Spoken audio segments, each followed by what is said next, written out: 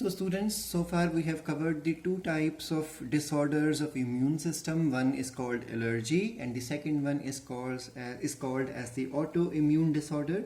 Now the third type of disorder possible in the immune system is that is called as the immunodeficiency diseases. Now from the word you can make out immunodeficiency means there is some problem or the functioning or there is a deficiency in the production of the immune system. So the immunodeficiency diseases are conditions where the defense mechanism of the body becomes weak. So this will lead to a very weak immune response, and that's why microbes keep coming, and because immune system is weak, microbes keep developing infections, symptoms of infections.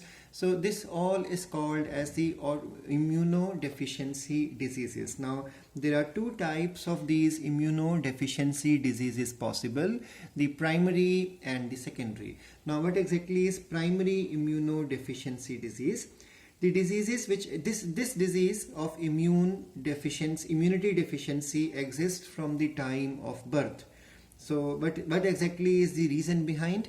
The reason could be that the components or the cells of lymphatic system are missing. It is possible that it could be just the B cells which are missing or T cells which are missing, and it is possible that both B cells as well as T cells are not produced in the person's body, the newly born child's body. So that's why primary immunodeficiency diseases are present from the birth itself, and this could be because of some genetical problem, some genetic mutation takes place, gene mutation occurs, and then the child born may not have B cells, may not have T cells, or both of these cells could be absent from the birth time itself.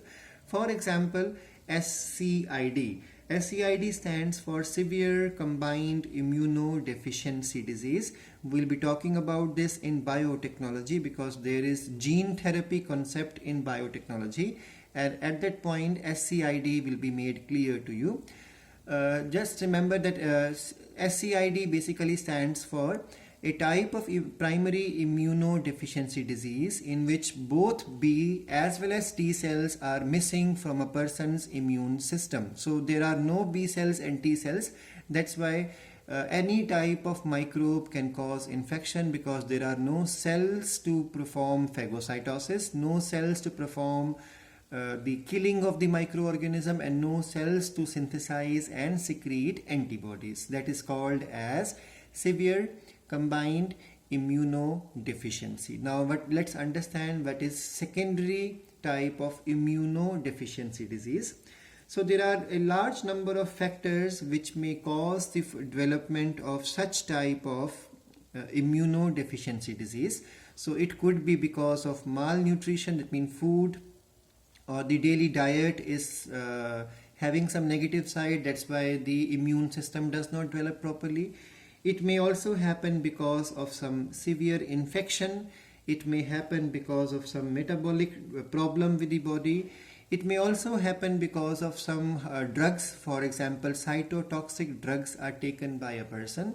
So such a type of immunodeficiency disease is not from the time of birth, but it develops as the person starts living. So it happens later in the life of a person after the person's birth, because maybe there is a problem with the diet, there is a problem with the exposure to some infection, or maybe because of some metabolic disorder, or maybe the person is taking some important drug and that drug may have an effect on the immune system, and this is the reason behind secondary immunodeficiency diseases. The best example to discuss this, which is in your syllabus as per the NCERT, is the AIDS. AIDS stands for acquired immunodeficiency syndrome. So never get confused with these two things. This is because it is not from the time of birth, but because it is a secondary type. So a person acquires this immunodeficiency disease later in the age, but because of the lifestyle also possible, because lifestyle, you have understood my point, And then the primary happens because primary example is SCID, because that is present from the time of the birth of a person.